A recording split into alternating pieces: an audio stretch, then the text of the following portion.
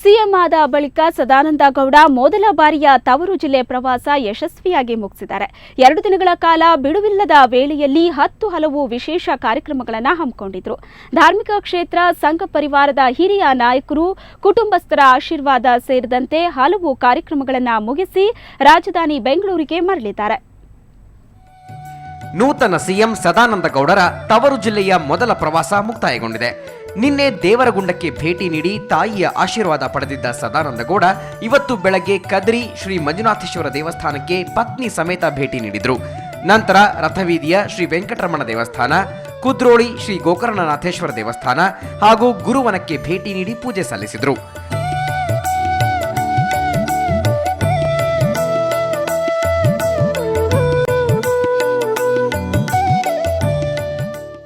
ಬಳಿಕ circuit house ಹಾಗೂ BJP ಕಚೇರಿಯಲ್ಲಿ ಜನರ ಅಹವಾಲು ಸ್ವೀಕರಿಸಿದರು.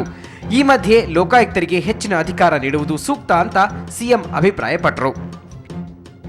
ನನ್ನ ಮನಸ್ಸಲ್ಲಿ ಸ್ಪಷ್ಟ ಇದೆ, ಲೋಕಾಯುಕ್ತಕ್ಕೆ ಹೆಚ್ಚಿನ ಅಧಿಕಾರ ಕೊಡೋದು ಖಂಡಿತವಾಗಿಯೂ ಇವತ್ತಿನ ಜನರೆಲ್ಲ ಏನು ತಿಳ್ಕೊಳ್ತಾರೆ ಲೋಕಪಾಲ ಮಸೂದೆಯ ಬಗ್ಗೆ ಮತ್ತೊಂದರ ಬಗ್ಗೆ ಸಾರ್ವಜನಿಕ ಭಾವನೆಗಳೇನು ಅಂತ ಹೇಳಿದ್ರೆ ಅದೊಂದು ಉತ್ಕೃಷ್ಟವಾದ ಆಗಿರಬೇಕು ಅಂತೇಳಿ ಈ ಹಿನ್ನೆಲೆಯಲ್ಲಿ ಅವರಿಗೆ ಹೆಚ್ಚಿನ ಅಧಿಕಾರ ಕೊಡುವಂಥ ಸೂಕ್ತ.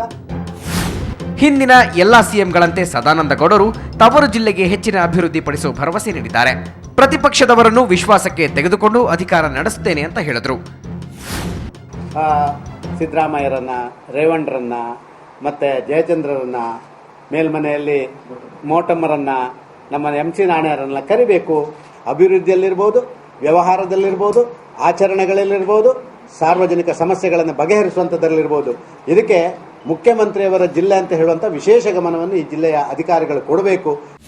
ಕೊನೆಗೆ ಕಟೀಲು ಕ್ಷೇತ್ರಕ್ಕೆ ತೆರಳಿದ ಸದಾನಂದ ಗೌಡ ಕುಟುಂಬ ಸಮೇತರಾಗಿ ಶ್ರೀ ದುರ್ಗಾ ಪರಮೇಶ್ವರಿಗೆ ಹೂವಿನ ಪೂಜೆಯನ್ನು ಅರ್ಪಿಸಿ ಬೆಂಗಳೂರಿಗೆ ವಾಪಸ್ಸಾದರು. ಸುಖೇಶ್ ಕುಮಾರ್, ಸುವರ್ಣ ನ್ಯೂಸ್ 24/7 ಮಂಗಳೂರು. ಸಂಪುಟದಿಂದ ರೆಡ್ಡಿ ಬ್ರದರ್ಸ್ ಅವರನ್ನ ದೂರವಿಟ್ಟಿರುವುದಕ್ಕೆ ಬಿಜೆಪಿಯಲ್ಲೇ ಅಸಮಾಧಾನ ಇದೆ. ಸಂಪುಟಕ್ಕೆ ಸೇರಲು ತಡಕಾಡ್ತಾ ಇರೋ ರೆಡ್ಡಿ ಬ್ರದರ್ಸ್ ಬೆಂಬಲಕ್ಕೆ ಸಚಿವರಾದ ಬಾಲಚಂದ್ರ ಜಾರಕಿಹೊಳಿ ಮತ್ತು ಜಗದೀಶ್ ಶೆಟ್ಟರ್ ನಿಂತಿದ್ದಾರೆ. ಅವರನ್ನ ಸಂಪುಟಕ್ಕೆ ಸೇರಿಸಿಕೊಳ್ಬೇಕು ಅಂತ ಶೆಟ್ಟರ್ ಹೇಳಿದ್ದಾರೆ. ಇನ್ನು ಬಳ್ಳಾರಿ ಉಸ್ತುವಾರಿ ಸಚಿವರಾಗಲು ಬಾಲಚಂದ್ರ ಜಾರಕಿಹೊಳಿ ನಿರಾಕರಿಸಿದ್ದಾರೆ. ಸಿಎಂ ಸದಾನಂದ ಗೌಡರ ಸಚಿವ ಸಂಪುಟದಲ್ಲಿ ರೆಡ್ಡಿ ಬ್ರದರ್ಸ್ ಅವರನ್ನ ದೂರ ಇಡಲಾಗಿದೆ. ಇದಕ್ಕೆ ಹಲವು ನಾಯಕರ ಅಸಮಾಧಾನ ಇದೆ. ಇನ್ನು ಕೆಲವರು ಬಹಿರಂಗವಾಗಿ ಇದನ್ನ ಹೊರಕ್ಕೆ ಹಾಕಿದ್ದಾರೆ. ನೂತನ ಸಚಿವ ಬಾಲಚಂದ್ರ ಜಾರಕಿಹೊಳಿ ಬಳ್ಳಾರಿ ಜಿಲ್ಲೆ ಉಸ್ತುವಾರಿ ವಹಿಸಿಕೊಳ್ಳೋಕೆ ನಿರಾಕರಿಸಿದ್ದಾರೆ. ಬೆಳಗಾವಿ ಜಿಲ್ಲೆ ಗೋಕಾಕ್ನಲ್ಲಿ ಮಾತನಾಡಿದ ಅವರು, ನಾಳೆ ಸ್ವಾತಂತ್ರ್ಯ ದಿನಾಚರಣೆ ಅಂಗವಾಗಿ ಧ್ವಜಾರೋಹಣ ಮಾಡಲು ಬಳ್ಳಾರಿಗೆ ಹೋಗಲ್ಲ ಅಂತ ಹೇಳಿದ್ದಾರೆ. ರೆಡ್ಡಿ ಸಹೋದರರು ನನಗೆ ಸಹೋದರರು ಇದ್ದಂತೆ ಅಂತ ಜಾರಕಿಹೊಳಿ ತಿಳಿಸಿದ್ದಾರೆ. ನನಗೆ ರಾಮ್ಲುಂದು ನನ್ನ ಮೇಲೆ ಉಪಕಾರ ಇದೆ. ನಾನು BJP ಕರ್ಕೊಂಡು ಹೋಗಿದ್ದೆ ಅವರು.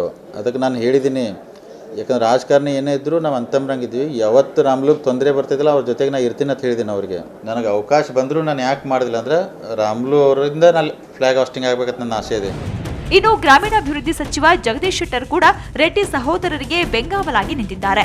ಧಾರವಾಡದಲ್ಲಿ ಮಾತನಾಡಿದ ಶೆಟ್ಟರ್, ಜನಾರ್ದನ ರೆಡ್ಡಿ, ಕರುಣಾಕರ್ ರೆಡ್ಡಿ ಹಾಗೂ ಶ್ರೀರಾಮುಲು ಸಂಪುಟದಲ್ಲಿ ಸೇರ್ಪಡೆ ಆಗಬೇಕು ಅನ್ನೋದು ನಮ್ಮ ಅಭಿಲಾಷೆ ಅಂದ್ರು. ಈಗ ಜನಾರ್ದನ ರೆಡ್ಡಿಯವರು ಮತ್ತು ಕರುಣಾಕರ್ ರೆಡ್ಡಿಯವರು, ಶ್ರೀರಾಮುಲು ಅವರು ಮಂತ್ರಿಮಂಡಲದಲ್ಲಿ ಇರಬೇಕು ಅನ್ನುವಂಥ ಅಭಿಲಾಷೆ ಇದ್ದಂಥ ವ್ಯಕ್ತಿ ನಾನು. ಆದರೆ ಇವತ್ತಿನ ಒಂದು ವ್ಯವಸ್ಥೆಯಲ್ಲಿ ಅದು ಅನಿವಾರ್ಯ ಕಾರಣದ ಸಲುವಾಗಿ ಅವರು ಹೊರಗಿದ್ದಾರೆ.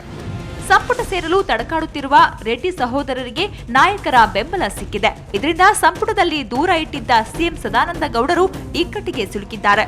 ಮುಂದಿನ ಹಂತದ ವಿಸ್ತರಣೆಯಲ್ಲಿ ರೆಡ್ಡಿ ಬ್ರದರ್ಸ್ಗೆ ಸಚಿವ ಸ್ಥಾನ ಸಿಗುವುದೇ ಕಾದ್ ನೋಡಬೇಕು. ಸುವರ್ಣ ನ್ಯೂಸ್ 24/7 ಬೆಳಗಾವಿ ಮತ್ತು ಧಾರವಾಡ. ನಕಲಿ ದಾಖಲೆಯನ್ನ ಸೃಷ್ಟಿಸಿ 5 ಸಿಮ್ ಕಾರ್ಡ್ಗಳನ್ನು ಪಡ್ಕೊಂಡಿದ್ರು. ನಂತರ ಅದರಿಂದ ಬೇಕಾಬಿಟ್ಟಿ ದೇಶ ವಿದೇಶಗಳಿಗೆ ಕರೆ ಮಾಡಿ ಸುಮಾರು 20 ಲಕ್ಷ ರೂಪಾಯಿ ಬಿಲ್ ವಂಚನೆ ಮಾಡಿದ ಘಟನೆ ಬಳ್ಳಾರಿ ಜಿಲ್ಲೆಯ ಹೊಸಪೇಟೆಯಲ್ಲಿ ನಡೆದಿದೆ. ಇದರಲ್ಲಿ BSNL ಅಧಿಕಾರಿಗಳ ಕೈವಾಡ ಇರೋ ಶಂಕೆ ವ್ಯಕ್ತವಾಗಿದೆ.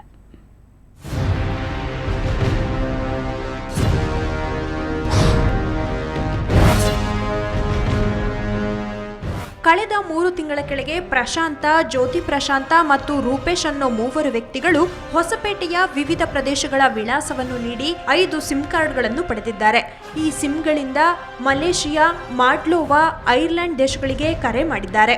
ಅಲ್ಲದೆ ನಮ್ಮ ದೇಶದ ಪ್ರಮುಖ ನಗರಗಳಿಗೂ ಕರೆಯನ್ನು ಮಾಡಿ ಒಟ್ಟು 20 ಲಕ್ಷ ಬಿಲ್ ಮಾಡಿದ್ದಾರೆ. ಬಿಲ್ ಕಟ್ಟದೆ ಈ ಮೂವರು ನಾಪತ್ತೆಯಾಗಿದ್ದು ಹಲವು ಅನುಮಾನಗಳಿಗೆ ಎಡೆ ಮಾಡಿಕೊಟ್ಟಿದೆ.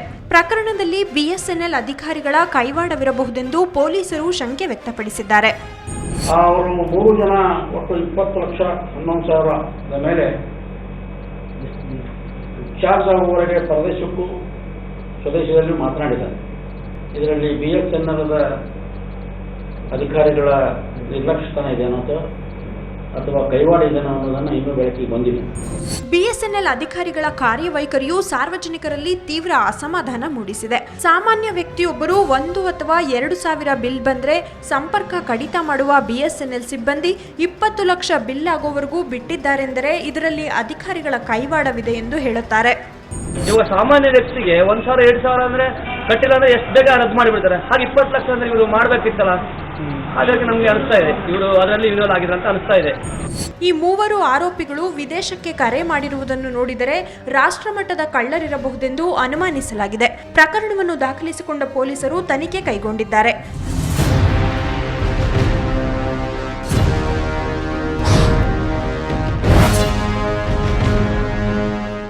ನರಸಿಂಹಮೂರ್ತಿ ಕುಲಕರ್ಣಿ, ಸುವರ್ಣ ನ್ಯೂಸ್ 24/7, ಬಳ್ಳಾರಿ.